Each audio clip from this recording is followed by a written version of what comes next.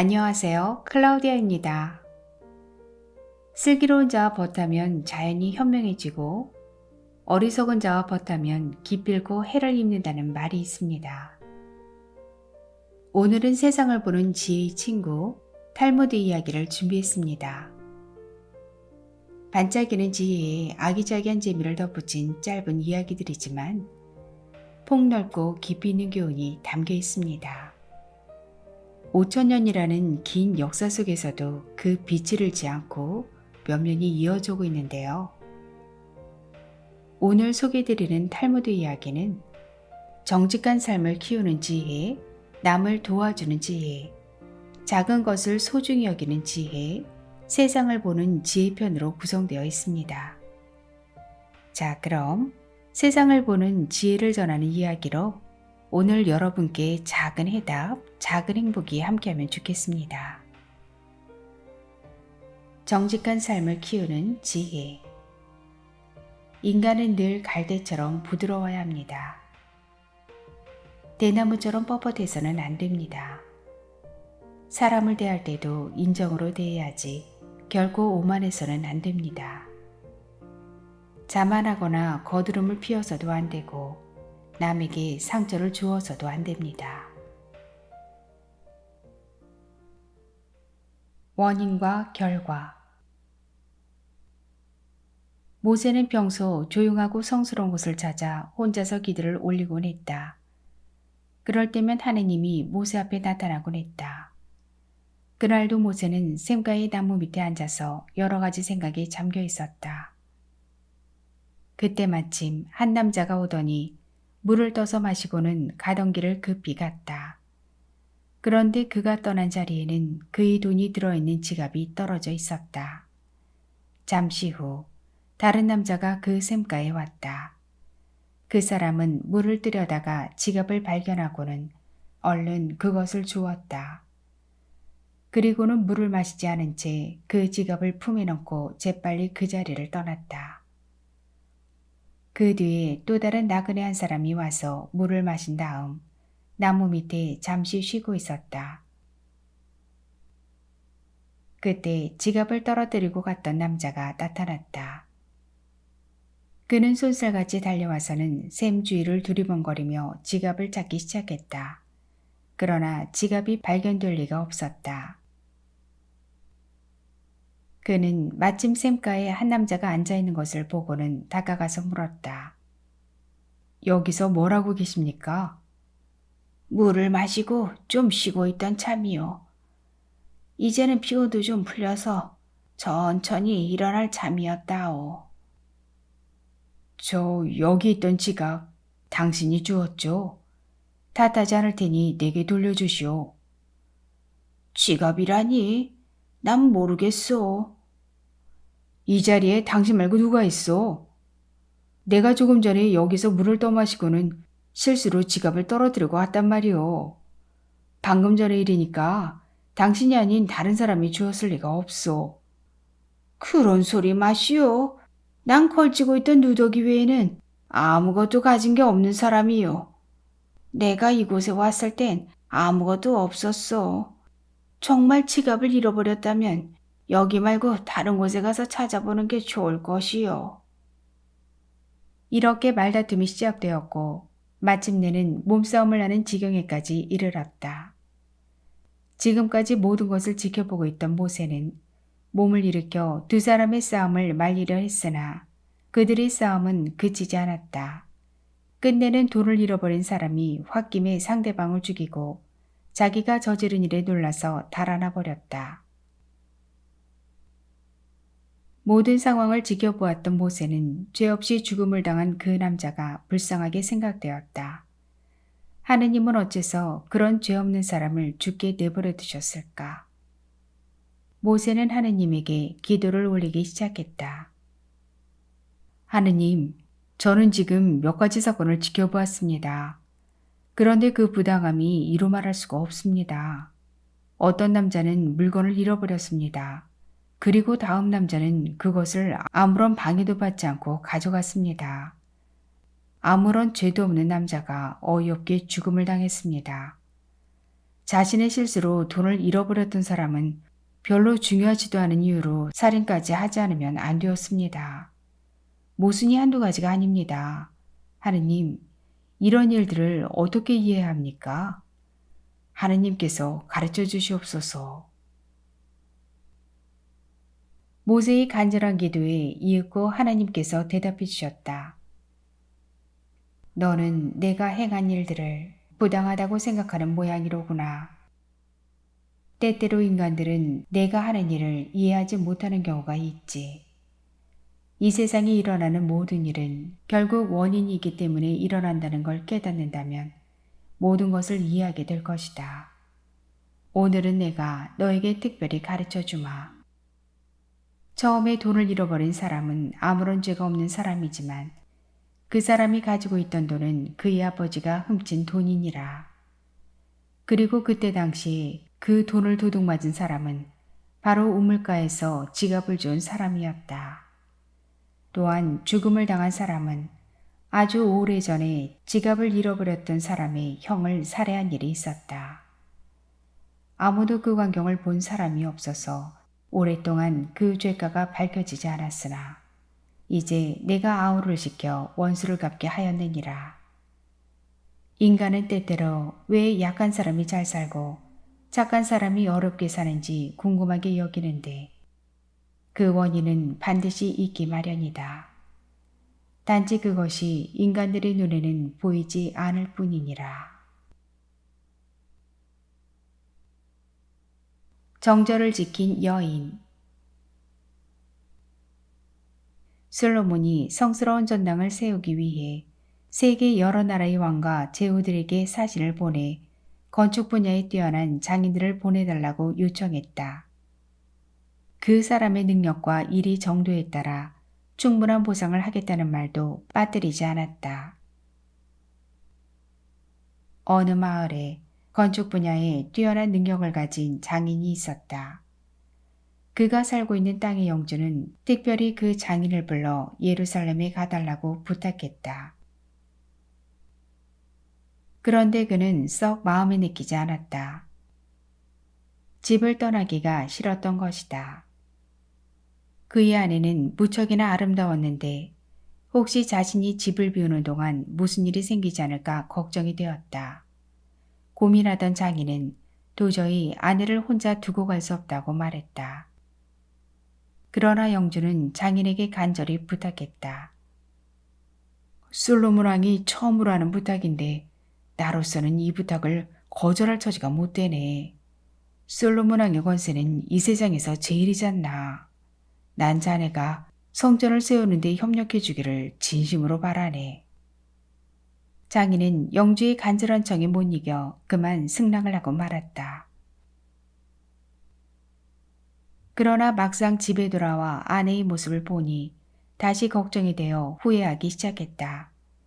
아내는 남편의 어두운 얼굴을 보고 그 이유를 물었다. 남편의 이야기를 모두 듣고 난 그의 아내는 걱정하지 말라고 남편을 위로했다. 저 때문이라면 걱정하지 마세요. 저는 당신의 아내로서 도리에 어긋나는 행동은 하지 않겠습니다. 영주님과 약속을 하셨다면 지키는 게 도리가 아닌지요. 아내의 위로에 어느 정도 안심이 된 장인은 그날 밤을 꼬박 아내와 지새우고 이튿날 아침 일찍 예루살렘으로 떠날 준비를 했다. 아내는 떠나는 남편에게 쌈가루가 들어있는 작은 유리 상자를 주며 말했다. 이 작은 상자를 항상 지니고 계세요. 쌈가루 사이에 불기가 있는 석탄 덩어리를 넣어두었습니다.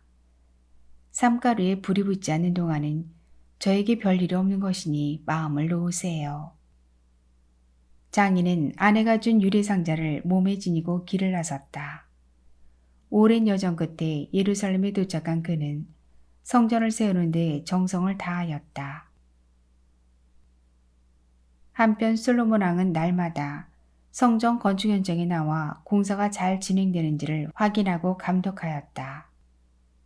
그러던 어느 날 솔로몬 왕은 그 장인의 목에 걸려있는 작은 유리상자를 보게 되었다. 왕이 무엇이냐고 묻자 장인은 그동안의 일을 모두 이야기했다. 왕은 장인의 아내가 진심으로 정숙한 여인인지 의심이 갔다. 그래서 용모가 수려한 젊은이 두 사람을 불러 장인이 고향에 가서 그의 아내를 유혹해보라고 시켰다. 두 젊은이는 장인의 고향으로 갔다. 그리고 장인의 집을 찾아가 하룻밤만 재워달라고 청했다. 장인의 아내는 두 미남자에게 정성껏 저녁을 대접했다. 이윽고 밤이 깊어지자 그녀는 두 사람을 침실로 안내했다. 두 젊은이는 침대에 눕는 척 하다가 장인의 아내를 유혹하기 위해 침대 문을 열고 나가려 했다. 그런데 문이 꼼짝도 하지 않았다. 장인의 아내가 젊은이들이 나쁜 마음을 갖지 못하도록 침대 문 바깥에서 자물쇠를 채워버렸던 것이다. 한편 솔로몬은 날마다 장인의 목에 걸린 유리상자를 유심히 살펴보았다. 두 남자를 보낸 지 꽤 여러 날이 지났지만 그 상자에서는 아직 아무런 변화도 일어나지 않았다. 조마조마하게 마음을 졸이던 솔로몬은 마침내 자신이 직접 그 여인을 유혹해 보아야겠다고 생각했다. 그리하여 변정을 하고는 신하 두 사람을 데리고 장인의 집으로 찾아갔다. 저 실례합니다. 지나가는 나그네입니다.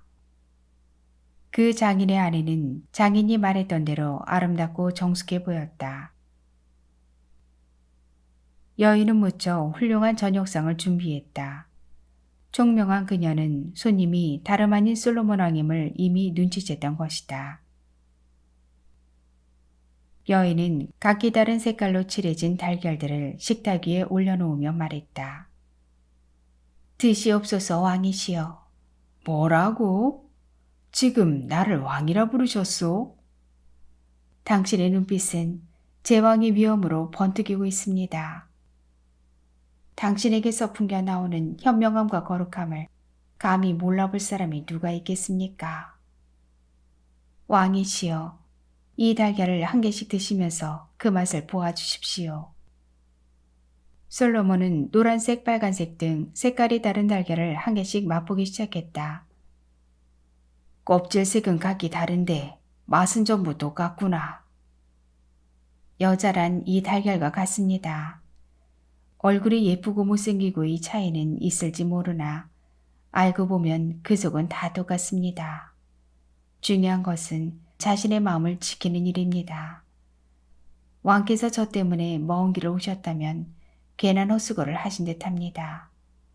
저는 왕을 섬기고 있는 백성이므로 왕께서 원하신다면 저를 취하실 수도 있습니다.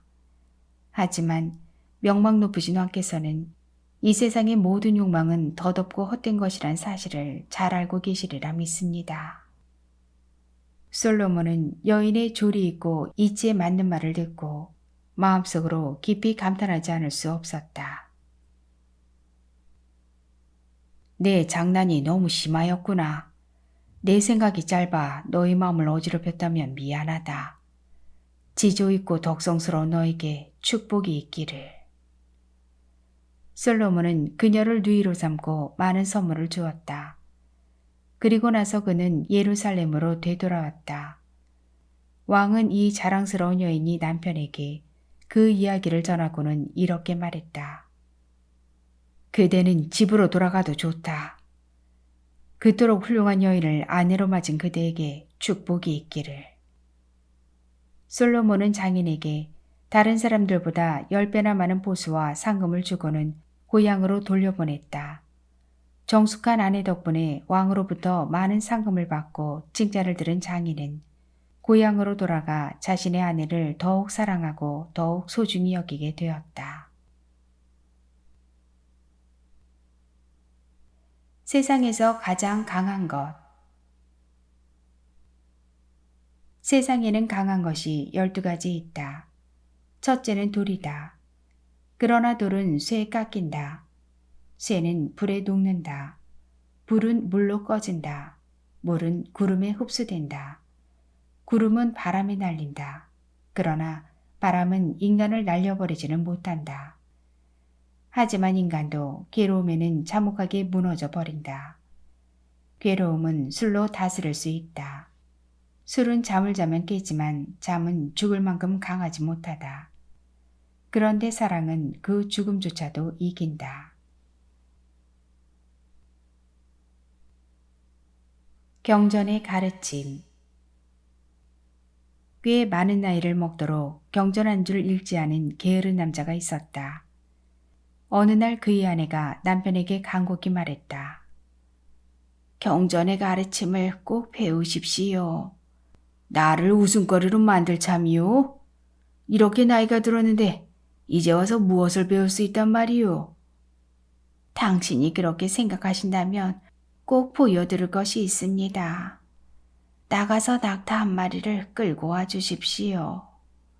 그는 부인의 말대로 낙타 한 마리를 끌고 왔다.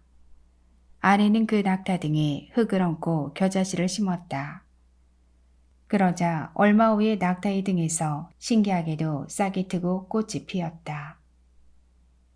아내는 남편에게 그 낙타를 끌고 시장에 다녀오라고 했다.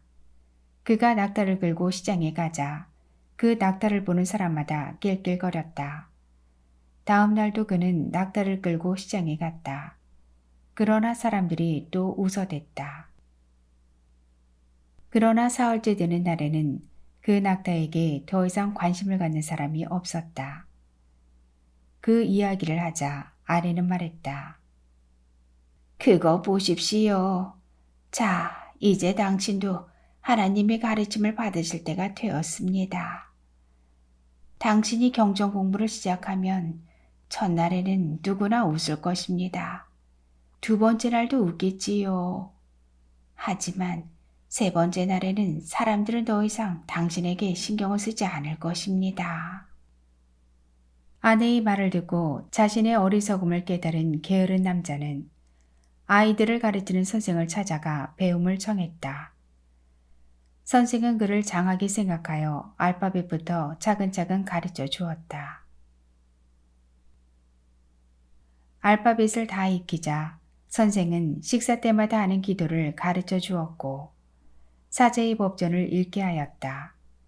그리하여 마침내 그는 모든 문자를 이해할 수 있게 되었다. 현명한 작별 인사. 매우 오랫동안 여행을 해온 사나이가 있었다. 그는 피곤으로 지쳐 있었고 몹시 굶주려서 몸이 바싹 말라 있었다. 그 사나이는 거친 사막을 걸은 끝에 간신히 나무가 자라는 곳에 이르게 되었다. 그는 나무 그늘에서 쉬며 굶주린 배를 과일로 채우고 시원한 샘물을 마셔 갈증을 푼 다음 안도의 숨을 길게 내쉬었다. 그러나 그는 여행을 계속하기 위해 다시 출발해야 했다. 그는 잠시 동안이었지만 더위와 배고픔을 잊게 해준 나무에게 깊은 고마움을 느끼며 작별 인사를 했다. 나무야, 정말 고맙다. 너에게 고맙다는 인사를 어떻게 할지 모르겠구나. 너희 과일이 달콤하게 되기를 빌고 싶지만 너희 과일은 이미 충분히 달콤하다. 상쾌한 나무 그늘을 들이우도록 빌고 싶지만 너희 그늘은 이미 충분해서 시원하다. 너가 무럭무럭 자라도록 충분한 물이 있기를 빌고 싶지만 너에게는 이미 충분한 물도 있구나. 그러니 너가 더욱더 많은 열매를 맺고 그 열매가 다시 많은 나무가 되어서 너처럼 아름답고 훌륭한 나무로 자라기를 바랄 수밖에 없구나. 당신이 작별하는 사람에게 무언가를 빌고 싶을 때 그 사람이 더욱 현명해지기를 바라고 싶어도 그는 이미 충분히 현명하며 그가 부자가 되기를 바라고 싶어도 그가 이미 넉넉한 부자이며 사람들에게 사랑받는 착한 사람이 되기를 바라고 싶어도 그가 이미 충분한 착한 사람일 때 어떤 작별 인사를 하는 것이 좋을까? 부디 당신의 아이들이 당신처럼 훌륭한 사람이 되기를 빕니다. 하고 바라는 것이 가장 현명하다. 정직한 삶. 한 유대인 부인이 백화점의 영값한 맹사에 다녀왔다. 집에 돌아와서 사온 물건을 살펴보던 중 자신이 사지 않았던 물건이 들어있음을 알았다. 그것은 무척 값비싼 보석 반지였다. 그녀가 사고자 한 것은 단지 양복과 외투였을 뿐이었다. 아들과 단둘이 살고 있는 그녀는 생활이 그다지 풍족하지 않았는데 어린 아들에게 그 사실을 이야기하고 아들과 함께 나에게 의논을 하러 왔다. 그래서 나는 탈무드 이야기를 들려주었다. 어느 랍비가 나무꾼으로 생계를 유지하고 있었다. 언제나 그는 산에서 마을로 나무를 날랐다. 어느 날 그는 왕복 시간을 댈 수 있는 한 줄여 탈무드 공부에 열중하겠다고 마음먹고 당나귀를 한 마리 사기로 했다. 그는 시내에 가서 아랍인으로부터 나귀를 샀다. 제자들은 당나귀가 생겨 랍비가 더 빠르게 마을과 산을 왕복할 수 있게 된 것을 기뻐하며 시내가에서 당나귀를 시키기 시작했다. 그러자 당나귀의 목을 묶었던 끈 사이에서 다이아몬드가 나왔다. 제자들은 이제 랍비는 가난한 나무꾼 신세를 멸하고 공부할 시간과 자신들을 가르칠 시간이 더 많아졌다고 기뻐했다. 그런데 랍비는 제자들에게 그 시내로 가서 아랍인 상인에게 다이아몬드를 돌려주라고 했다. 제자가 선생님이 사신 당나귀가 아닙니까? 하고 묻자 랍비는 나는 당나귀를 산 일은 있지만 다이아몬드를 산 적은 없다. 정당하게 내가 산 것만을 갖는 것이 옳지 않느냐? 라고 했다. 결국 그는 직접 아랍인 상인에게 다이아몬드를 돌려주러 갔다. 그러자 아랍인 상인은 당신은 이 당나귀를 쌌고 다이아몬드는 우연이기는 하지만 그 당나귀에 딸려 있었던 것인데 당신은 왜 그것을 돌려주시려고 합니까? 하고 물었다. 이에 랍비는 이렇게 대답했다. 자기가 산 물건이 아닌 것은 갖지 않는 것이 우리 유대의 전통입니다. 그러니 이것을 당신에게 돌려드립니다. 아랍인 상인은 감격하며 말했다. 당신들의 신은 훌륭한 신임에 틀림없습니다. 이 이야기를 듣고 있던 그녀는 자신이 사지 않은 물건을 곧 되돌려주러 갈 테지만 뭐라고 말하며 돌려주면 좋을지 나에게 의논했다. 그래서 나는 이렇게 말했다. 그 반지가 백화점의 것인지 반면의 것인지 알 수 없지만 왜 돌려주느냐고 물으면 당신이 유대인이기 때문이라고만 대답하십시오. 그리고 반지를 돌려주러 갈 때는 반드시 당신의 아들을 데리고 가십시오.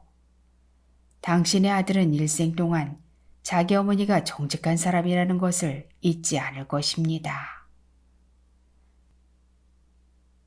침을 맞은 랍비. 메이어는 설교를 매우 잘하는 랍비로 유명했다. 그는 매주 금요일 밤마다 예배당에서 설교를 했는데 수백 명이 그의 설교를 듣기 위해 그곳에 모여들었다. 그들 중에 그의 설교를 대단히 좋아하는 여인이 있었다.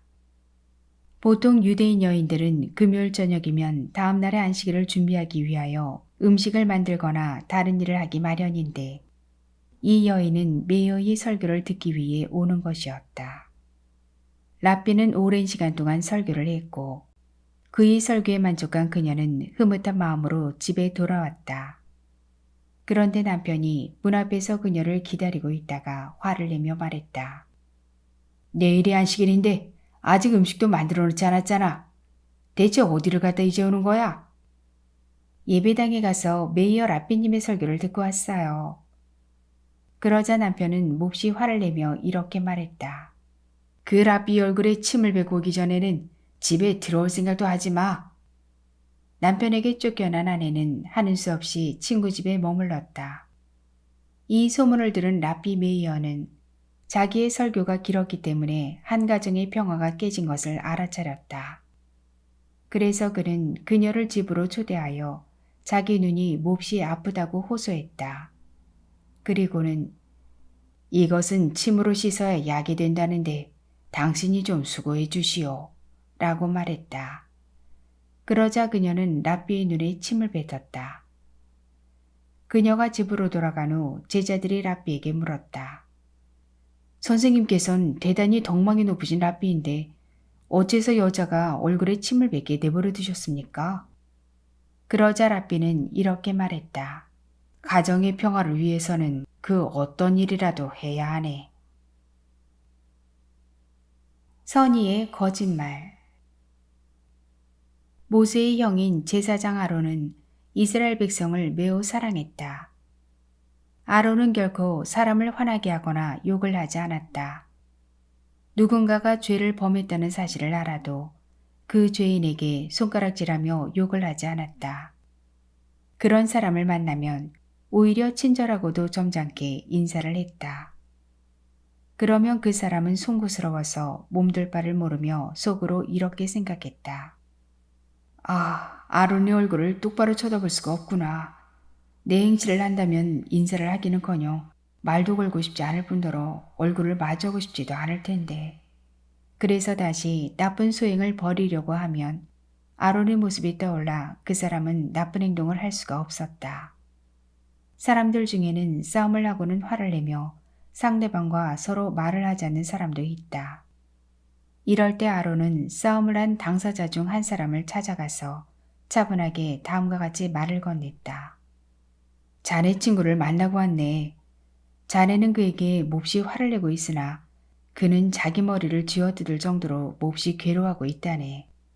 아, 내가 나빴어. 친구에게 화를 내다니 얼마나 창피한 일인가 하면서 그는 자네에게 화를 낸 것을 뉘우치고 있다네. 이렇게 그 사람의 화를 풀어주면서 친구에 대해 예전 같은 좋은 감정이 되살아날 때까지 대화를 나누곤 했다. 그런 다음 아론은 다른 쪽의 친구를 찾아가서는 이렇게 말했다. 방금 자네 친구 집에 다녀오는 길이네. 그는 아직도 자네를 좋게 생각하고 자네에게 화를 낸 것을 뉘우치고 있네. 내가 친구를 화나게 했다니 내가 한 일이 부끄럽구나. 지금이라도 화를 풀어주었으면 하고 후회하고 있네.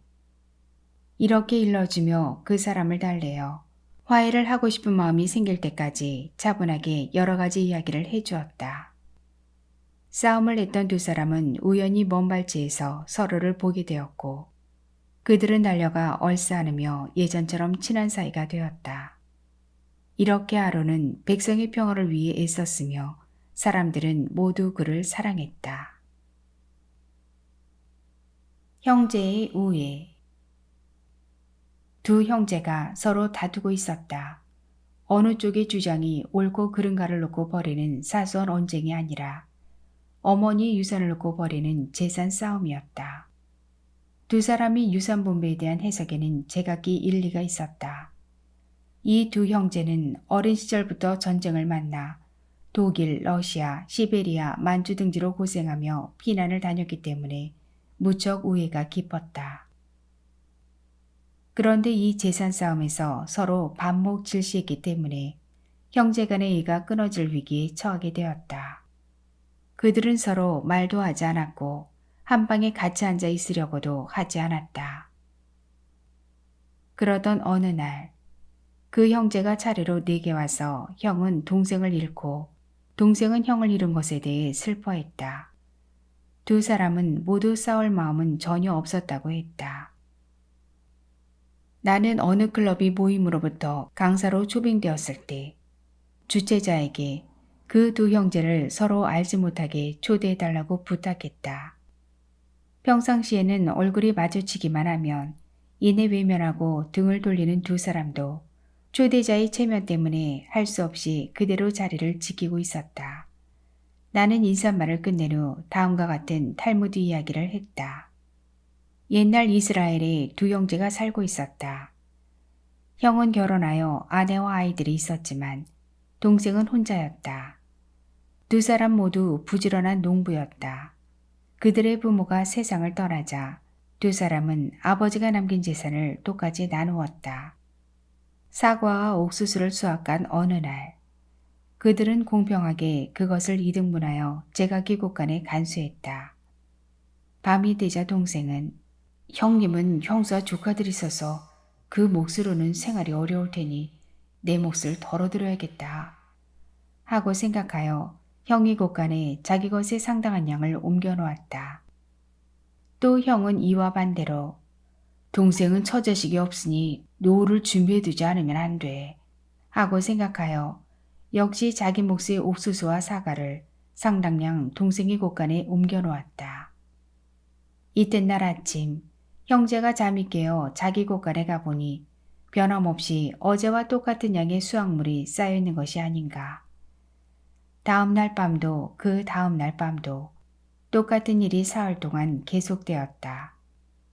그런데 나흘째 되던 날 밤, 형제가 서로 상대방의 곳간으로 옥수수와 사과를 나르다가 도중에 우연히 마주치고 말았다. 그래서 두 사람은 서로가 서로를 얼마나 생각하고 있는지 알게 되었다. 두 사람은 들고 있던 농작물을 떨어뜨리고 부둥켜 안고 소리내어 울었다. 이 두 사람이 부둥켜 안고 운 장소는 지금도 예루살렘에서 가장 고귀한 장소로 알려져 있다. 나는 당시 클럽 모임의 강연에서 형제간의 우애가 얼마나 중요한 것인가를 강조했다. 그 결과 이 두 형제의 오랜 세월에 걸린 반목은 봄눈 녹듯이 사라졌다. 5 무리의 선택. 어떤 배가 항해 도중 거센 비바람과 심한 폭풍우 때문에 항로를 잃고 말았다. 아침이 되자 바다는 다시 잠잠해지고 배는 아름다운 항구가 있는 어느 섬에 닿아 있었다. 배는 폭우에 닻을 내리고 잠깐 쉬기로 했다. 그 섬에는 형형색색의 아름다운 곳들이 만발해 있고 맛있는 과일들이 주렁주렁 달린 나무들이 신선한 녹음의 향기를 풍기고 온갖 새들이 다정하게 지저귀고 있었다. 배에서 내린 승객들이 5 무리로 나뉘었다. 첫째 무리는 자기들이 섬에 올라가 있는 동안에 순풍이 불어 배가 떠나버릴지도 모른다고 생각했기 때문에 아무리 섬이 아름다울지라도 빨리 자기들의 목적지로 가고 싶다고 하면서 아예 상륙조차 하지 않고 배에 남아 있었다. 둘째 무리는 서둘러 섬으로 올라가 향기로운 꽃냄새를 맡고 녹음 짙은 나무 그늘 밑에서 맛이 기막힌 열매를 따먹고 원기를 되찾고는 배로 돌아왔다. 셋째 무리도 섬에 올라갔다. 그러나 섬에서 너무 오랫동안 지체하는 바람에 배가 떠났을지도 모른다고 생각하여 허둥지둥 돌아오느라고 소지품을 잃기도 했고 배 안의 명당자리를 놓쳐버렸다. 넷째 무리는 순풍이 불어 선원들이 닻을 걷어올리는 것을 보았지만 돛을 달려면 아직 시간이 남아있고 선장이 자기들을 남겨두고 떠나지 않을 것이라는 등의 이유를 붙여 그대로 섬에 있었다. 그러다가 막상 배가 포구를 떠나가자 허둥지둥 헤엄을 쳐서 가까스로 배에 올라갔다. 그래서 바위나 배전에 부딪힌 상처는 항해가 끝날 때까지도 아물지 않았다. 5째 무리는 맛있는 과일을 너무 많이 먹고 아름다운 경치에 도취되어 배가 출항을 알리는 소리조차 듣지 못했다. 그래서 숲속의 맹수들에게 잡아먹히기도 하고 독이 있는 열매를 먹어 병이 들기도 하여 마침내는 전멸하고 말았다. 독자들의 경우는 어느 무리에 속하겠는가? 이 이야기에 나오는 배는 인생 여정의 선행을 상징한다. 그리고 섬은 쾌락을 상징하고 있다. 첫째 무리는 인생에서 쾌락을 전적으로 외면했다. 둘째 무리는 쾌락을 조금 맛보았지만 배를 타고 목적지에 닿아야 한다는 의무를 잊어버리지 않았다. 이것이 가장 현명한 무리이다. 셋째 무리는 쾌락에 지나치게 빠지지 않고 돌아오기는 했지만 역시 고생을 좀 했고 넷째 무리는 결국 선행으로 돌아오기는 했지만 그것이 너무 늦어 목적지에 도착할 때까지 상처가 아물지 않았다. 그러나 인간이 빠지기 쉬운 것은 5째 무리이다. 일생 동안 허영을 위해서 살거나 장래일을 망각하거나 달콤한 과일 속에는 독이 들어있다는 진리를 잊고 그것을 먹기만 하는 것이다. 두 아들. 어떤 아들이 아버지에게 살찐 닭을 잡아들였다. 이런 닭을 어디서 구했느냐? 하고 아버지가 묻자 그 아들은 아버지, 그런 건 마음 쓰지 마시고 많이 잡숫기나 하세요. 라고 말했다. 그래서 아버지는 잠자고 있었다. 또 한 아들은 방앗간에서 밀가루를 빻고 있는데 왕이 전국의 방앗간 주인에게 소집령을 내렸다. 그는 방앗간 일을 자신이 아버지에게 맡기고 도성으로 갔다. 독자는 두 아들 가운데 누가 천국으로 가고 누가 지옥으로 갈 것이라고 생각하는가? 그리고 그렇게 생각하는 이유는 무엇인가? 방앗간을 하는 아들은 왕이 강제로 소집한 노동자들을 옥사시키며 좋은 음식도 주지 않을 것을 알고 있었기 때문에 아버지 대신 자기가 갔던 것이다. 그래서 그는 죽어 천국으로 갔다. 그러나 아버지에게 살찐 닭을 잡아들인 아들은 아버지가 묻는 말에 대답을 제대로 하지 않았다. 그래서 그는 지옥으로 갔다. 부모에게는 정성이 깃든 대접을 해야 한다. 그게 아니라면 오히려 일을 하시게 하는 편이 더 낫다는 교훈이다. 여우와 포도밭. 여우 한 마리가 포도밭 주위를 돌며 그 안으로 들어가려고 골똘히 생각을 하고 있었다. 국리를 거듭한 여우는 사흘을 굶어 몸을 홀쭉하게 한 다음 가까스로 울타리 틈을 뚫고 들어갈 수 있었다. 여우는 맛있는 포도를 마음껏 먹었다. 그러나 막상 다시 나오려 하니 배가 불러 빠져나올 수가 없었다. 그래서 여우는 다시 사흘을 굶어 몸을 홀쭉하게 한 다음에야 간신히 빠져나올 수 있었다. 여우는 중얼거렸다. 결국 배가 고프기는 들어갈 때나 나올 때나 마찬가지구나. 인생도 이와 마찬가지이다. 인생은 누구나 알몸으로 태어났다가 죽을 때 역시 알몸으로 돌아갈 수밖에 없다. 세 가지의 현명한 행동. 예루살렘에 사는 어떤 사람이 여행 도중 병이 들었다. 그는 자신이 살아갈 가망이 없음을 깨닫고 묵고 있던 여관의 주인을 불러 이렇게 말했다. 나는 이제 곧 죽게 될 것이요. 내가 죽었다는 소식을 듣고 예루살렘에서 내 자식이 찾아오거든. 내 소지품을 전해주시오. 그러나 그 아이가 세 가지 현명한 행동을 하지 않거든. 내 소지품을 결코 주어서는 안 됩니다. 왜냐하면 여행길에 나서기 전 아들에게 만약 내가 여행 중에 죽게 될 경우 내 유산을 상속받기 위해서는 세 가지의 현명한 행동을 하지 않으면 안 된다고 말해두었으니까 말이요. 얼마 후에 숲을 거둔 그는 유대인 이식에 따라 매장되었다. 동시에 마을 사람들에게도 그의 죽음이 알려졌고 마침내 예루살렘에 있는 아들에게도 소식이 전해졌다.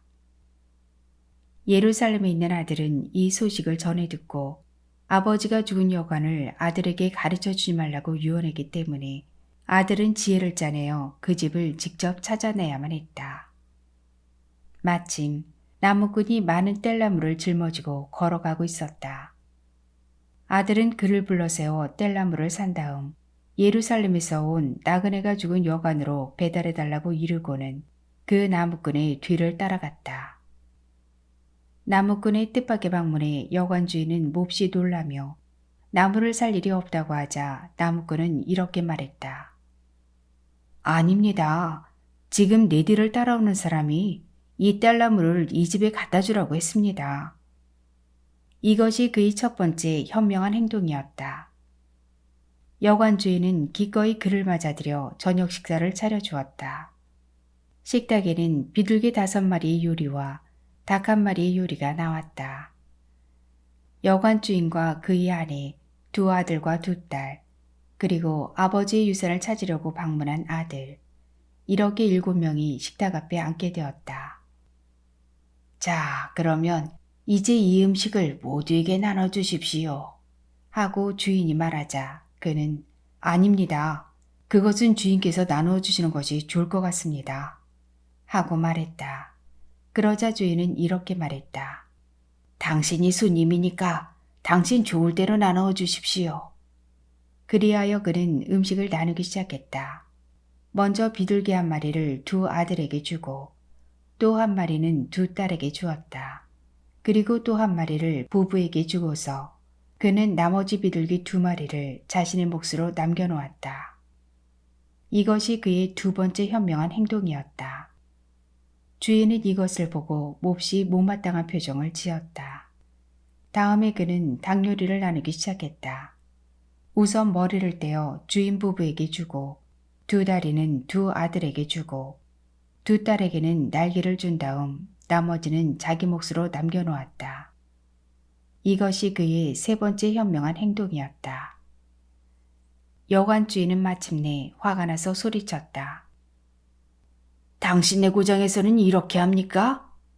당신이 비둘기를 나눠줄 때는 참고 있었지만 닭을 나눠주는 것을 보고 있으려니 더 이상 참을 수가 없어. 도대체 이게 무슨 짓이오? 그러자 젊은이는 이렇게 말했다. 저는 처음부터 음식을 나누는 일을 맡고 싶지 않았습니다. 그러나 주인께서 간청하심으로 저는 최선을 다해서 나눴을 뿐입니다. 그러면 그 이유를 말씀드리죠. 당신과 부인 비둘기 한 마리를 합쳐서 셋, 두 아드님과 비둘기 한 마리를 합쳐서 셋, 두 따님과 비둘기 한 마리를 합쳐서 셋, 비둘기 두 마리와 나를 합쳐 셋이니 이보다 더 공평하게 나눌 수는 없을 것입니다. 또 주인 내부는 이 집안의 가장이시니 닭의 머리를 드렸고 당신의 두 아드님은 이 집의 기둥이므로 두 다리를 주었습니다. 두 따님에게 날개를 준 것은 머지않아 다른 집안으로 시집을 갈 것이기 때문입니다. 그리고 나는 배를 타고 여기에 왔고 다시 배를 타고 돌아가야 하기 때문에 배처럼 생긴 몸통을 내 몫으로 했던 것입니다. 자, 이젠 저희 아버지가 남기신 유산을 돌려주시죠. 원인과 결과. 모세는 평소 조용하고 성스러운 곳을 찾아 혼자서 기도를 올리곤 했다. 그럴 때면 하느님이 모세 앞에 나타나곤 했다. 그날도 모세는 샘가의 나무 밑에 앉아서 여러 가지 생각에 잠겨 있었다. 그때 마침 한 남자가 오더니 물을 떠서 마시고는 가던 길을 급히 갔다. 그런데 그가 떠난 자리에는 그의 돈이 들어있는 지갑이 떨어져 있었다. 잠시 후 다른 남자가 그 샘가에 왔다. 그 사람은 물을 뜨려다가 지갑을 발견하고는 얼른 그것을 주었다. 그리고는 물을 마시지 않은 채 그 지갑을 품에 넣고 재빨리 그 자리를 떠났다. 그 뒤에 또 다른 나그네 한 사람이 와서 물을 마신 다음 나무 밑에 잠시 쉬고 있었다. 그때 지갑을 떨어뜨리고 갔던 남자가 나타났다. 그는 쏜살같이 달려와서는 샘 주위를 두리번거리며 지갑을 찾기 시작했다. 그러나 지갑이 발견될 리가 없었다. 그는 마침 샘가에 한 남자가 앉아있는 것을 보고는 다가가서 물었다. 여기서 뭘 하고 계십니까? 물을 마시고 좀 쉬고 있던 참이요. 이제는 피곤도 좀 풀려서 천천히 일어날 참이었다오. 저 여기 있던 지갑 당신이 주었죠? 탓하지 않을 테니 내게 돌려주시오. 지갑이라니? 난 모르겠소. 이 자리에 당신 말고 누가 있어? 내가 조금 전에 여기서 물을 떠마시고는 실수로 지갑을 떨어뜨리고 왔단 말이오. 방금 전의 일이니까 당신이 아닌 다른 사람이 주었을 리가 없소. 그런 소리 마시오. 난 걸치고 있던 누더기 외에는 아무것도 가진 게 없는 사람이요. 내가 이곳에 왔을 땐 아무것도 없었어.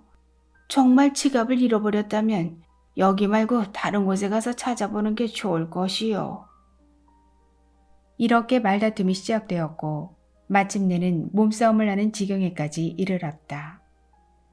지금까지 모든 것을 지켜보고 있던 모세는 몸을 일으켜 두 사람의 싸움을 말리려 했으나 그들의 싸움은 그치지 않았다. 끝내는 돈을 잃어버린 사람이 홧김에 상대방을 죽이고 자기가 저지른 일에 놀라서 달아나 버렸다. 모든 상황을 지켜보았던 모세는 죄 없이 죽음을 당한 그 남자가 불쌍하게 생각되었다. 하느님은 어째서 그런 죄 없는 사람을 죽게 내버려 두셨을까? 모세는 하느님에게 기도를 올리기 시작했다.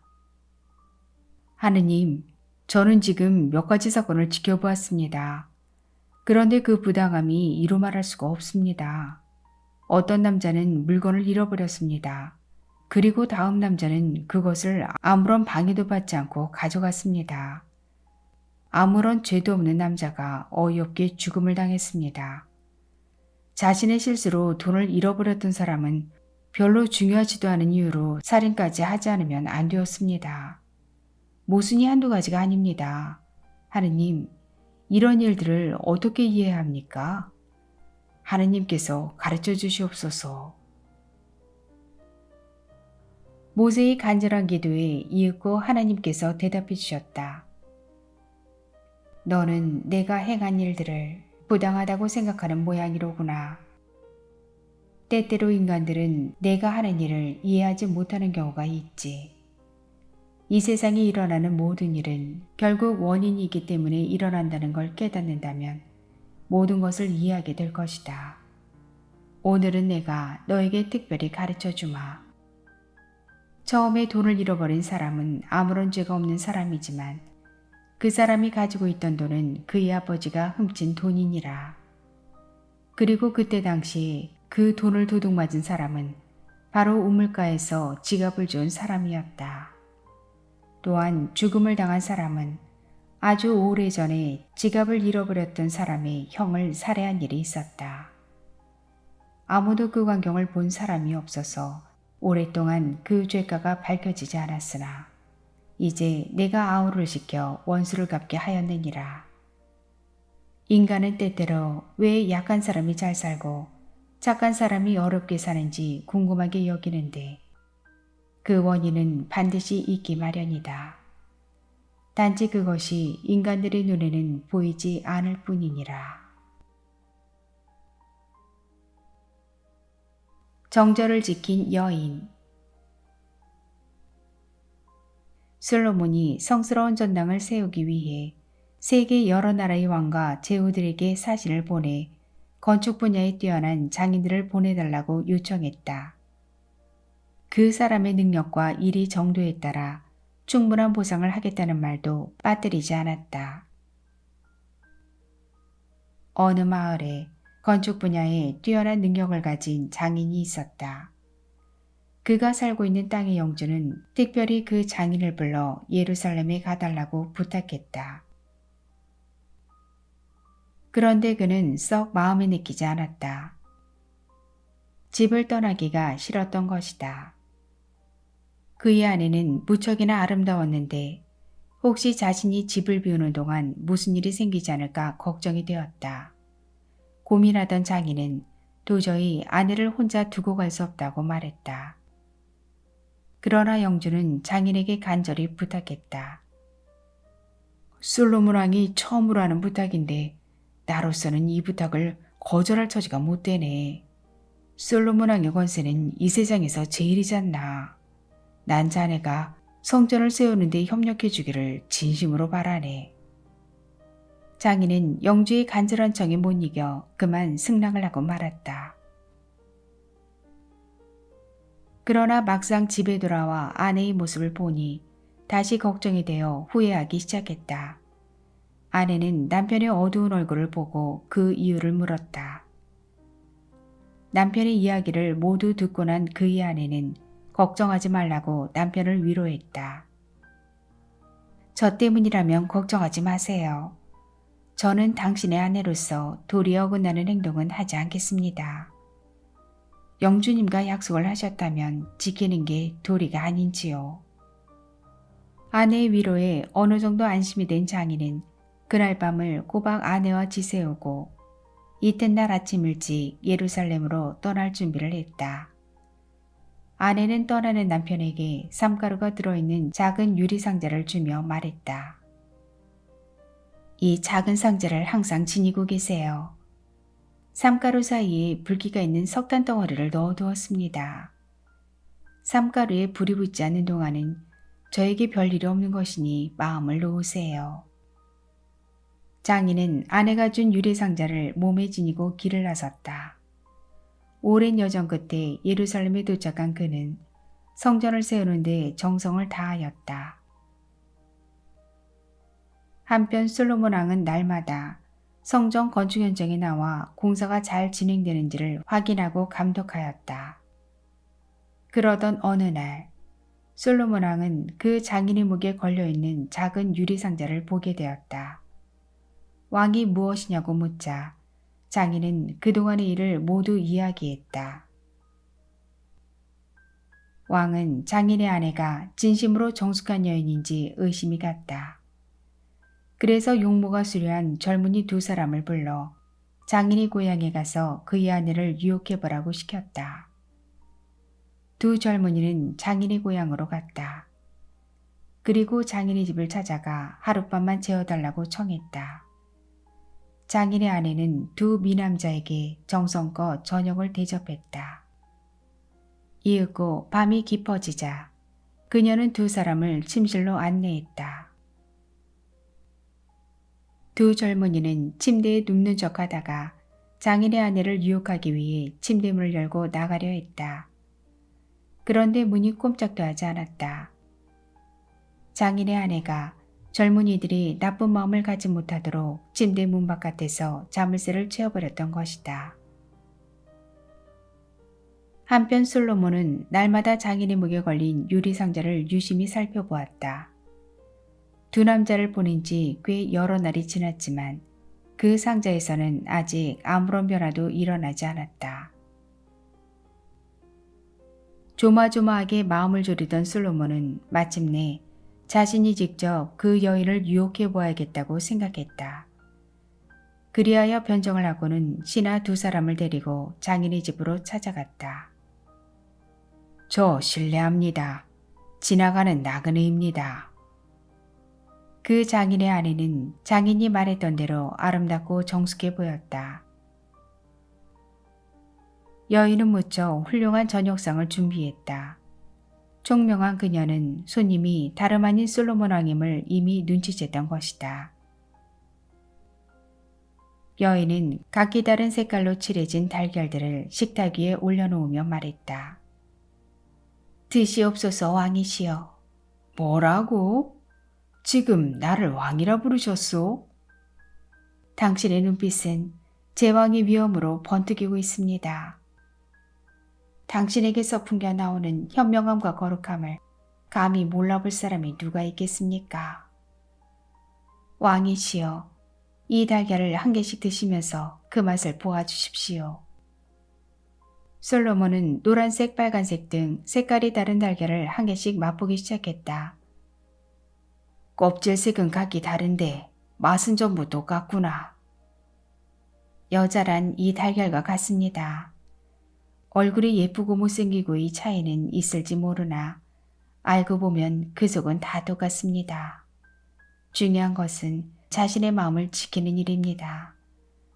왕께서 저 때문에 먼 길을 오셨다면 괜한 헛수고를 하신 듯합니다. 저는 왕을 섬기고 있는 백성이므로 왕께서 원하신다면 저를 취하실 수도 있습니다. 하지만 명망 높으신 왕께서는 이 세상의 모든 욕망은 덧없고 헛된 것이란 사실을 잘 알고 계시리라 믿습니다. 솔로몬은 여인의 조리 있고 이치에 맞는 말을 듣고 마음속으로 깊이 감탄하지 않을 수 없었다. 내 장난이 너무 심하였구나. 내 생각이 짧아 너의 마음을 어지럽혔다면 미안하다. 지조 있고 덕성스러운 너에게 축복이 있기를. 솔로몬은 그녀를 누이로 삼고 많은 선물을 주었다. 그리고 나서 그는 예루살렘으로 되돌아왔다. 왕은 이 자랑스러운 여인이 남편에게 그 이야기를 전하고는 이렇게 말했다.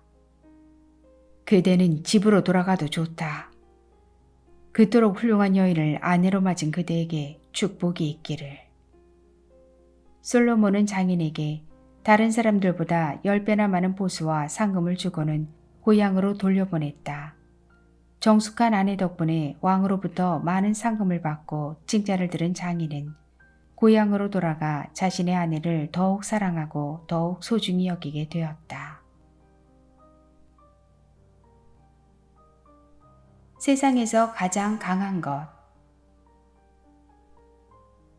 세상에는 강한 것이 12가지 있다. 첫째는 돌이다. 그러나 돌은 쇠에 깎인다. 쇠는 불에 녹는다. 불은 물로 꺼진다. 물은 구름에 흡수된다. 구름은 바람에 날린다. 그러나 바람은 인간을 날려버리지는 못한다. 하지만 인간도 괴로움에는 참혹하게 무너져 버린다. 괴로움은 술로 다스릴 수 있다. 술은 잠을 자면 깨지만 잠은 죽을 만큼 강하지 못하다. 그런데 사랑은 그 죽음조차도 이긴다. 경전의 가르침. 꽤 많은 나이를 먹도록 경전 한 줄 읽지 않은 게으른 남자가 있었다. 어느 날 그의 아내가 남편에게 간곡히 말했다. 경전의 가르침을 꼭 배우십시오. 나를 웃음거리로 만들 참이요? 이렇게 나이가 들었는데 이제 와서 무엇을 배울 수 있단 말이오? 당신이 그렇게 생각하신다면 꼭 보여드릴 것이 있습니다. 나가서 낙타 한 마리를 끌고 와 주십시오. 그는 부인의 말대로 낙타 한 마리를 끌고 왔다. 아내는 그 낙타 등에 흙을 얹고 겨자씨를 심었다. 그러자 얼마 후에 낙타의 등에서 신기하게도 싹이 트고 꽃이 피었다. 아내는 남편에게 그 낙타를 끌고 시장에 다녀오라고 했다. 그가 낙타를 끌고 시장에 가자 그 낙타를 보는 사람마다 낄낄거렸다. 다음 날도 그는 낙타를 끌고 시장에 갔다. 그러나 사람들이 또 웃어댔다. 그러나 사흘째 되는 날에는 그 낙타에게 더 이상 관심을 갖는 사람이 없었다. 그 이야기를 하자 아내는 말했다. 그거 보십시오. 자, 이제 당신도 하나님의 가르침을 받으실 때가 되었습니다. 당신이 경전 공부를 시작하면 첫날에는 누구나 웃을 것입니다. 두 번째 날도 웃겠지요. 하지만 세 번째 날에는 사람들은 더 이상 당신에게 신경을 쓰지 않을 것입니다. 아내의 말을 듣고 자신의 어리석음을 깨달은 게으른 남자는 아이들을 가르치는 선생을 찾아가 배움을 청했다. 선생은 그를 장하게 생각하여 알파벳부터 차근차근 가르쳐 주었다. 알파벳을 다 익히자 선생은 식사 때마다 하는 기도를 가르쳐 주었고 사제의 법전을 읽게 하였다. 그리하여 마침내 그는 모든 문자를 이해할 수 있게 되었다. 현명한 작별 인사. 매우 오랫동안 여행을 해온 사나이가 있었다. 그는 피곤으로 지쳐 있었고 몹시 굶주려서 몸이 바싹 말라 있었다. 그 사나이는 거친 사막을 걸은 끝에 간신히 나무가 자라는 곳에 이르게 되었다. 그는 나무 그늘에서 쉬며 굶주린 배를 과일로 채우고 시원한 샘물을 마셔 갈증을 푼 다음 안도의 숨을 길게 내쉬었다. 그러나 그는 여행을 계속하기 위해 다시 출발해야 했다. 그는 잠시 동안이었지만 더위와 배고픔을 잊게 해준 나무에게 깊은 고마움을 느끼며 작별 인사를 했다. 나무야, 정말 고맙다. 너에게 고맙다는 인사를 어떻게 할지 모르겠구나. 너희 과일이 달콤하게 되기를 빌고 싶지만 너희 과일은 이미 충분히 달콤하다. 상쾌한 나무 그늘을 들이우도록 빌고 싶지만 너희 그늘은 이미 충분해서 시원하다. 너가 무럭무럭 자라도록 충분한 물이 있기를 빌고 싶지만 너에게는 이미 충분한 물도 있구나. 그러니 너가 더욱더 많은 열매를 맺고 그 열매가 다시 많은 나무가 되어서 너처럼 아름답고 훌륭한 나무로 자라기를 바랄 수밖에 없구나. 당신이 작별하는 사람에게 무언가를 빌고 싶을 때 그 사람이 더욱 현명해지기를 바라고 싶어도 그는 이미 충분히 현명하며 그가 부자가 되기를 바라고 싶어도 그가 이미 넉넉한 부자이며 사람들에게 사랑받는 착한 사람이 되기를 바라고 싶어도 그가 이미 충분한 착한 사람일 때 어떤 작별 인사를 하는 것이 좋을까? 부디 당신의 아이들이 당신처럼 훌륭한 사람이 되기를 빕니다. 하고 바라는 것이 가장 현명하다. 정직한 삶. 한 유대인 부인이 백화점의 영가 판매 행사에 다녀왔다. 집에 돌아와서 사온 물건을 살펴보던 중 자신이 사지 않았던 물건이 들어있음을 알았다. 그것은 무척 값비싼 보석 반지였다. 그녀가 사고자 한 것은 단지 양복과 외투였을 뿐이었다. 아들과 단둘이 살고 있는 그녀는 생활이 그다지 풍족하지 않았는데 어린 아들에게 그 사실을 이야기하고 아들과 함께 나에게 의논을 하러 왔다. 그래서 나는 탈무드 이야기를 들려주었다. 어느 랍비가 나무꾼으로 생계를 유지하고 있었다. 언제나 그는 산에서 마을로 나무를 날랐다. 어느 날 그는 왕복 시간을 댈 수 있는 한 줄여 탈무드 공부에 열중하겠다고 마음먹고 당나귀를 한 마리 사기로 했다. 그는 시내에 가서 아랍인으로부터 나귀를 샀다. 제자들은 당나귀가 생겨 랍비가 더 빠르게 마을과 산을 왕복할 수 있게 된 것을 기뻐하며 시내가에서 당나귀를 시키기 시작했다. 그러자 당나귀의 목을 묶었던 끈 사이에서 다이아몬드가 나왔다. 제자들은 이제 랍비는 가난한 나무꾼 신세를 면하고 공부할 시간과 자신들을 가르칠 시간이 더 많아졌다고 기뻐했다. 그런데 랍비는 제자들에게 그 시내로 가서 아랍인 상인에게 다이아몬드를 돌려주라고 했다. 제자가 선생님이 사신 당나귀가 아닙니까? 하고 묻자 랍비는 나는 당나귀를 산 일은 있지만 다이아몬드를 산 적은 없다. 정당하게 내가 산 것만을 갖는 것이 옳지 않느냐? 라고 했다. 결국 그는 직접 아랍인 상인에게 다이아몬드를 돌려주러 갔다. 그러자 아랍인 상인은 당신은 이 당나귀를 쌌고 다이아몬드는 우연이기는 하지만 그 당나귀에 딸려 있었던 것인데 당신은 왜 그것을 돌려주시려고 합니까? 하고 물었다. 이에 랍비는 이렇게 대답했다. 자기가 산 물건이 아닌 것은 갖지 않는 것이 우리 유대의 전통입니다. 그러니 이것을 당신에게 돌려드립니다. 아랍인 상인은 감격하며 말했다. 당신들의 신은 훌륭한 신임에 틀림없습니다. 이 이야기를 듣고 있던 그녀는 자신이 사지 않은 물건을 곧 되돌려주러 갈 테지만 뭐라고 말하며 돌려주면 좋을지 나에게 의논했다. 그래서 나는 이렇게 말했다. 그 반지가 백화점의 것인지 반면의 것인지 알 수 없지만 왜 돌려주느냐고 물으면 당신이 유대인이기 때문이라고만 대답하십시오. 그리고 반지를 돌려주러 갈 때는 반드시 당신의 아들을 데리고 가십시오. 당신의 아들은 일생 동안 자기 어머니가 정직한 사람이라는 것을 잊지 않을 것입니다. 침을 맞은 랍비. 메이어는 설교를 매우 잘하는 랍비로 유명했다. 그는 매주 금요일 밤마다 예배당에서 설교를 했는데 수백 명이 그의 설교를 듣기 위해 그곳에 모여들었다. 그들 중에 그의 설교를 대단히 좋아하는 여인이 있었다. 보통 유대인 여인들은 금요일 저녁이면 다음 날의 안식일을 준비하기 위하여 음식을 만들거나 다른 일을 하기 마련인데 이 여인은 메이어의 설교를 듣기 위해 오는 것이었다.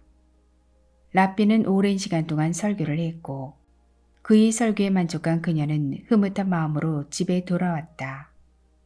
그런데 남편이 문 앞에서 그녀를 기다리고 있다가 화를 내며 말했다. 내일이 안식일인데 아직 음식도 만들어 놓지 않았잖아. 대체 어디를 갔다 이제 오는 거야? 예배당에 가서 메이어 라삐님의 설교를 듣고 왔어요. 그러자 남편은 몹시 화를 내며 이렇게 말했다. 그 라삐 얼굴에 침을 뱉고 오기 전에는 집에 들어올 생각도 하지 마. 남편에게 쫓겨난 아내는 하는 수 없이 친구 집에 머물렀다.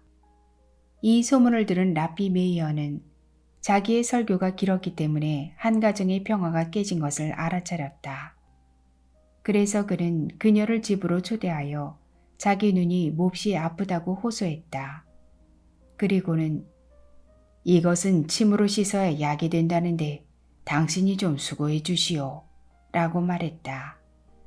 그러자 그녀는 라삐의 눈에 침을 뱉었다. 그녀가 집으로 돌아간 후 제자들이 라삐에게 물었다. 선생님께서는 대단히 덕망이 높으신 라삐인데 어째서 여자가 얼굴에 침을 뱉게 내버려 두셨습니까? 그러자 라삐는 이렇게 말했다. 가정의 평화를 위해서는 그 어떤 일이라도 해야 하네. 선의의 거짓말.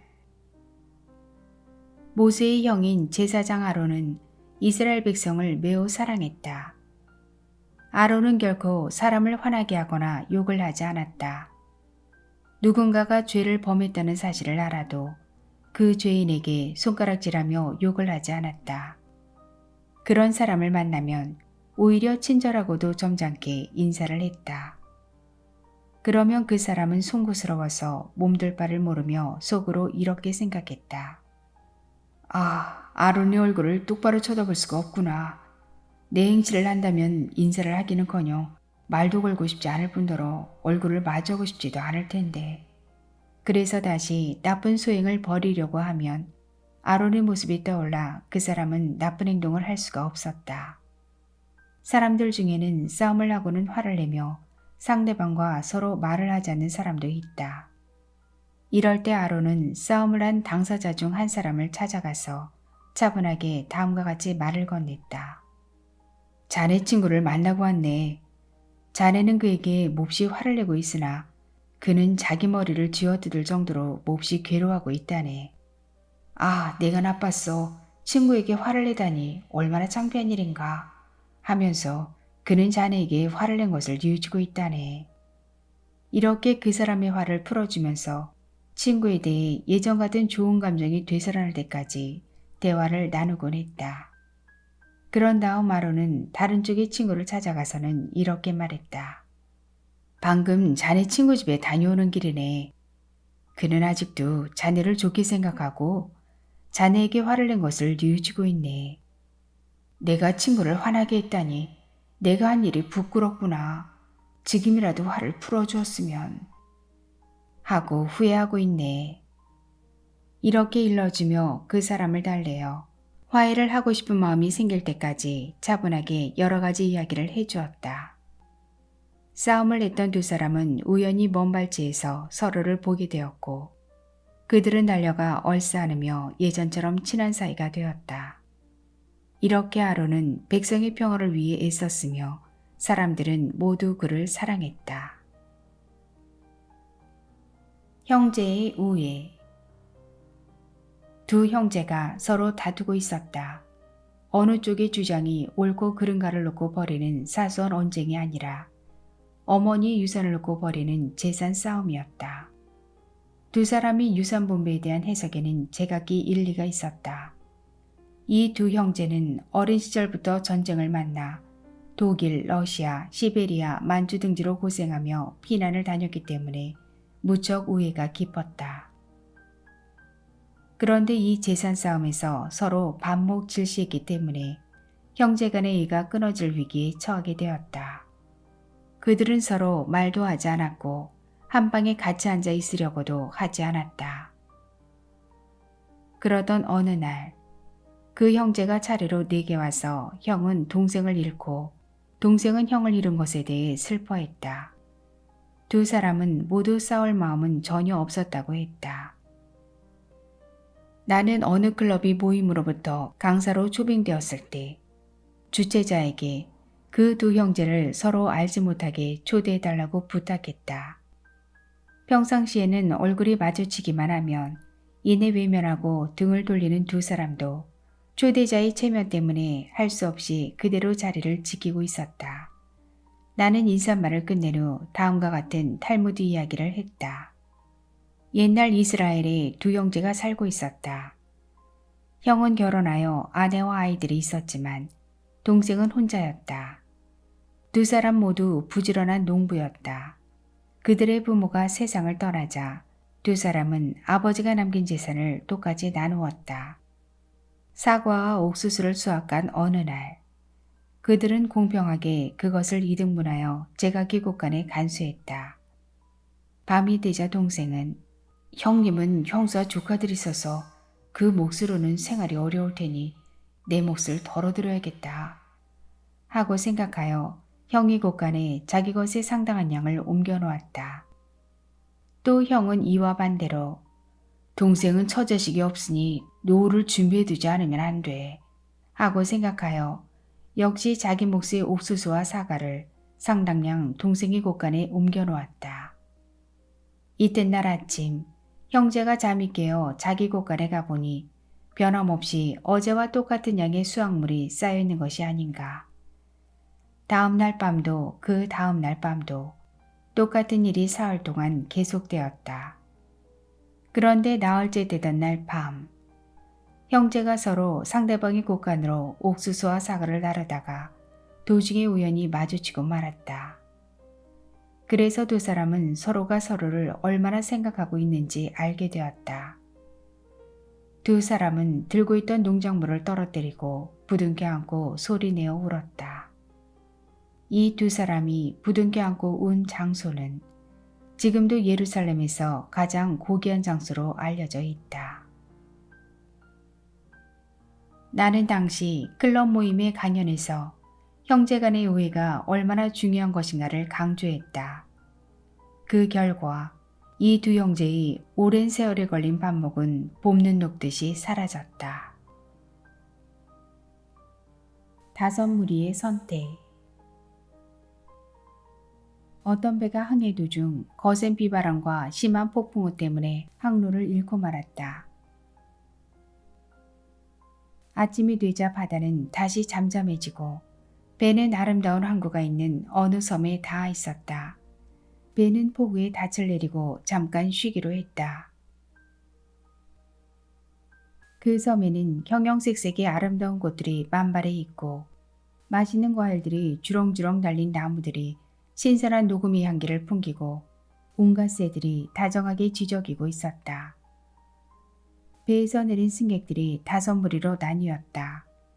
첫째 무리는 자기들이 섬에 올라가 있는 동안에 순풍이 불어 배가 떠나버릴지도 모른다고 생각했기 때문에 아무리 섬이 아름다울지라도 빨리 자기들의 목적지로 가고 싶다고 하면서 아예 상륙조차 하지 않고 배에 남아 있었다. 둘째 무리는 서둘러 섬으로 올라가 향기로운 꽃냄새를 맡고 녹음 짙은 나무 그늘 밑에서 맛이 기막힌 열매를 따먹고 원기를 되찾고는 배로 돌아왔다. 셋째 무리도 섬에 올라갔다. 그러나 섬에서 너무 오랫동안 지체하는 바람에 배가 떠났을지도 모른다고 생각하여 허둥지둥 돌아오느라고 소지품을 잃기도 했고 배 안의 명당자리를 놓쳐버렸다. 넷째 무리는 순풍이 불어 선원들이 닻을 걷어올리는 것을 보았지만 돛을 달려면 아직 시간이 남아있고 선장이 자기들을 남겨두고 떠나지 않을 것이라는 등의 이유를 붙여 그대로 섬에 있었다. 그러다가 막상 배가 포구를 떠나가자 허둥지둥 헤엄을 쳐서 가까스로 배에 올라갔다. 그래서 바위나 배전에 부딪힌 상처는 항해가 끝날 때까지도 아물지 않았다. 5째 무리는 맛있는 과일을 너무 많이 먹고 아름다운 경치에 도취되어 배가 출항을 알리는 소리조차 듣지 못했다. 그래서 숲속의 맹수들에게 잡아먹히기도 하고 독이 있는 열매를 먹어 병이 들기도 하여 마침내는 전멸하고 말았다. 독자들의 경우는 어느 무리에 속하겠는가? 이 이야기에 나오는 배는 인생 여정의 선행을 상징한다. 그리고 섬은 쾌락을 상징하고 있다. 첫째 무리는 인생에서 쾌락을 전적으로 외면했다. 둘째 무리는 쾌락을 조금 맛보았지만 배를 타고 목적지에 닿아야 한다는 의무를 잊어버리지 않았다. 이것이 가장 현명한 무리이다. 셋째 무리는 쾌락에 지나치게 빠지지 않고 돌아오기는 했지만 역시 고생을 좀 했고, 넷째 무리는 결국 선행으로 돌아오기는 했지만 그것이 너무 늦어 목적지에 도착할 때까지 상처가 아물지 않았다. 그러나 인간이 빠지기 쉬운 것은 다섯째 무리이다. 일생 동안 허영을 위해서 살거나 장래일을 망각하거나 달콤한 과일 속에는 독이 들어있다는 진리를 잊고 그것을 먹기만 하는 것이다. 두 아들. 어떤 아들이 아버지에게 살찐 닭을 잡아들였다. 이런 닭을 어디서 구했느냐? 하고 아버지가 묻자 그 아들은 아버지, 그런 건 마음 쓰지 마시고 많이 잡숫기나 하세요. 라고 말했다. 그래서 아버지는 잠자코 있었다.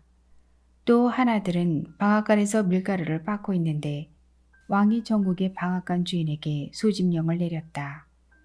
그는 방앗간 일을 자신이 아버지에게 맡기고 도성으로 갔다. 독자는 두 아들 가운데 누가 천국으로 가고 누가 지옥으로 갈 것이라고 생각하는가? 그리고 그렇게 생각하는 이유는 무엇인가? 방앗간을 하는 아들은 왕이 강제로 소집한 노동자들을 옥사시키며 좋은 음식도 주지 않을 것을 알고 있었기 때문에 아버지 대신 자기가 갔던 것이다. 그래서 그는 죽어 천국으로 갔다. 그러나 아버지에게 살찐 닭을 잡아들인 아들은 아버지가 묻는 말에 대답을 제대로 하지 않았다. 그래서 그는 지옥으로 갔다. 부모에게는 정성이 깃든 대접을 해야 한다.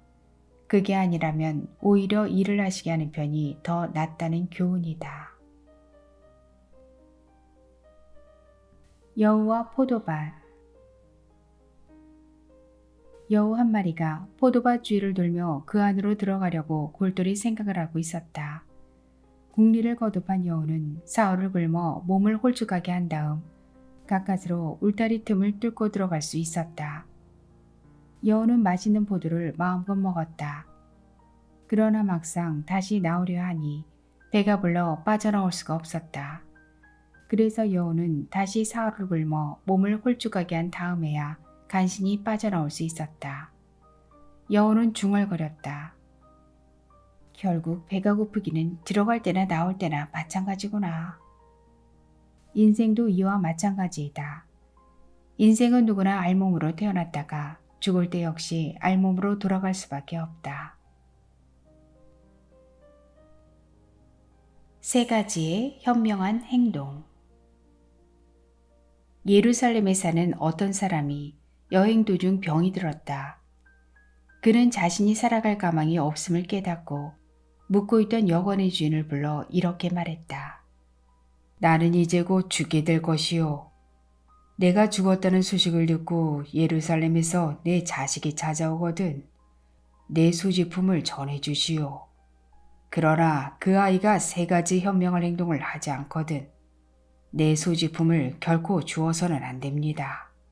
왜냐하면 여행길에 나서기 전 아들에게 만약 내가 여행 중에 죽게 될 경우 내 유산을 상속받기 위해서는 세 가지의 현명한 행동을 하지 않으면 안 된다고 말해두었으니까 말이요. 얼마 후에 숲을 거둔 그는 유대인 인식에 따라 매장되었다.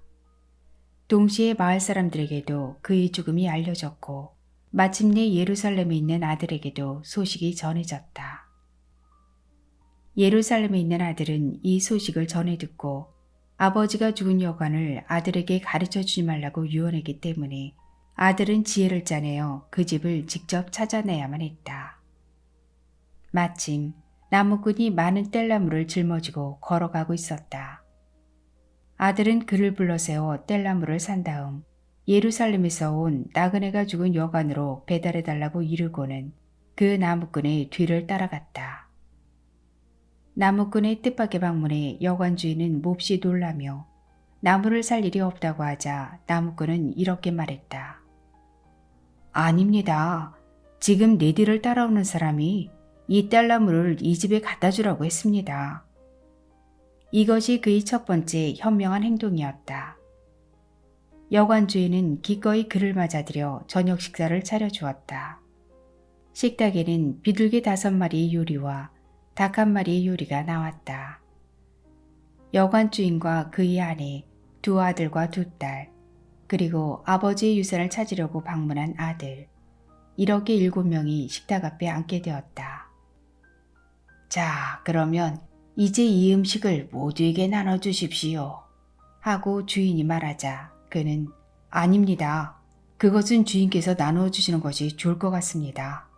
하고 말했다. 그러자 주인은 이렇게 말했다. 당신이 손님이니까 당신 좋을 대로 나누어 주십시오. 그리하여 그는 음식을 나누기 시작했다. 먼저 비둘기 1마리를 2 아들에게 주고 또 1마리는 2 딸에게 주었다. 그리고 또 1마리를 부부에게 주고서 그는 나머지 비둘기 2마리를 자신의 몫으로 남겨놓았다. 이것이 그의 2번째 현명한 행동이었다. 주인은 이것을 보고 몹시 못마땅한 표정을 지었다.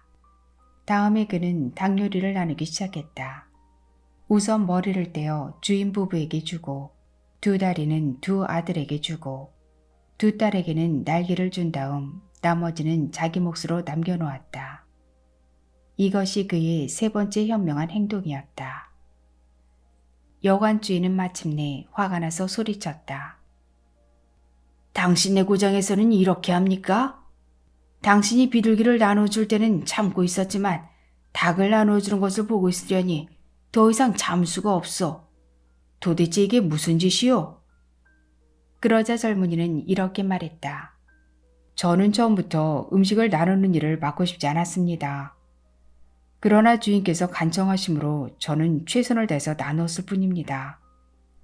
그러면 그 이유를 말씀드리죠. 당신과 부인 비둘기 1마리를 합쳐서 3, 2 아드님과 비둘기 1마리를 합쳐서 3, 2 따님과 비둘기 1마리를 합쳐서 3, 비둘기 2마리와 나를 합쳐 3이니 이보다 더 공평하게 나눌 수는 없을 것입니다. 또 주인 내부는 이 집안의 가장이시니 닭의 머리를 드렸고 당신의 2 아드님은 이 집의 기둥이므로 2 다리를 주었습니다. 2 따님에게 날개를 준 것은 머지않아 다른 집안으로 시집을 갈 것이기 때문입니다. 그리고 나는 배를 타고 여기에 왔고 다시 배를 타고 돌아가야 하기 때문에 배처럼 생긴 몸통을 내 몫으로 했던 것입니다. 자, 이젠 저희 아버지가 남기신 유산을 돌려주시죠.